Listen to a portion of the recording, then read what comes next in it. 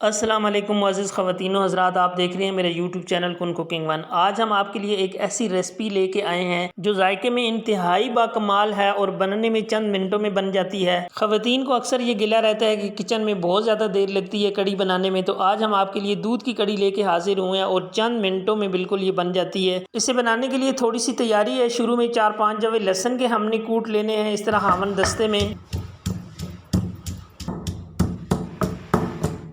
3 से 4 अदद हरी मिर्चें हैं, इनको भी साथ ही फेंटा लगा लेते हैं।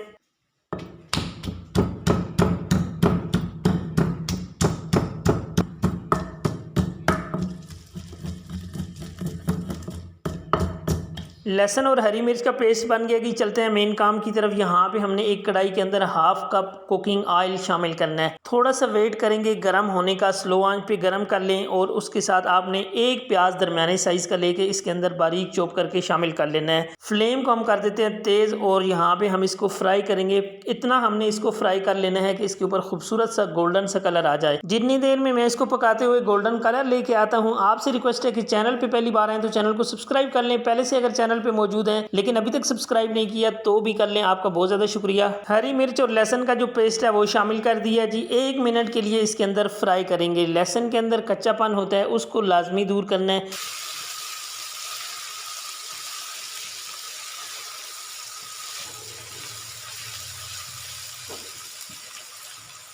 चलें जी, अब इसमें खुश्क मसाला जात शामिल करेंगे। ज़ीरा है साबुत, लाल मिर्च है, धनिया पाउडर है और नमक 1 टीस्पून और हल्दी हाफ टी स्पून। ये हमने इसके अंदर शामिल कर देना है। इन मसालों को हमने फ्राई करना है अच्छे से। यहाँ पे इन मसालों को जितना ज़्यादा अच्छे से आप फ्राई करेंगे इंशाल्लाह टेस्ट इतना ज़्यादा ज़बरदस्त निकल के आएगा। अगर आपको लगे कि मसाला ड्राई है तो आप इसमें हल्का हल्का पानी शामिल करें।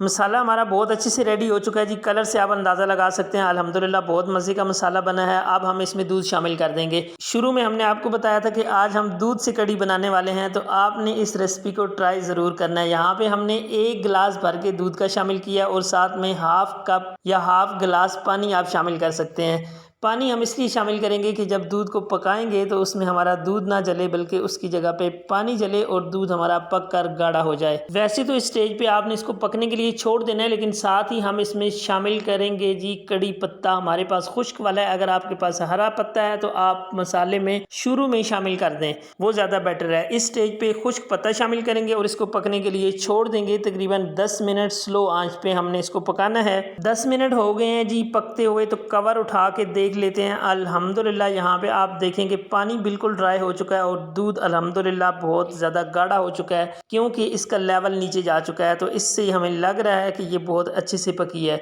तो अब हमने क्या करना है जी, इसके अंदर सिर्फ और सिर्फ हमने बेसन शामिल करना है। 2 खाने की चम्मच हम इसके अंदर बेसन शामिल कर रहे हैं। ये कच्चा बेसन है, रोस्टेड नहीं है, आप इस चीज़ को नोट फरमा लें। ये हम शामिल करने के बाद फ़ौरन से आपने क्या करना है, स्पैचुला की मदद से, किसी भी चम्मच की मदद से आपने इसको हिलाना है ताकि इसके अंदर लम्स गुठली ना बन सके। तो इसलिए आपने ये करना है कि फ़ौरन से इसको हिला लेना है। अगर चम्मच की मदद से आपसे ये काबू में ना आए तो यहाँ पे एक चीज़ और मैं आपको दिखाता हूँ। अंडा फेंटने वाला बीटर सा जो होता है वो अगर आपके पास है तो आप इसको तेज़ तेज़ चलाएंगे तो सारी गुठलियाँ टूट जाएंगी और ये बहुत अच्छी तरह स्मूथ हो जाएगा। इस तरह से करके हम इसको एहतियातन स्मूथ कर लेते हैं और उसके बाद आपने क्या करना है जी, कुछ भी नहीं करना, बेशक चिल करें, आपने इसको जस्ट पकने के लिए छोड़ देना है। जिस तरह आपने 10 मिनट पहले रेस्ट मारा है, अभी भी 10 मिनट रेस्ट मारें, बिल्कुल हल्की आंच पे, दम वाली आंच पे। अब आपने बेसन को पकने के लिए छोड़ देना है। बेसन जितना अच्छे से पका होगा इतनी ज़्यादा खुशबूदार और मज़ेदार आपकी ये दूध की कड़ी बनकर तैयार होगी।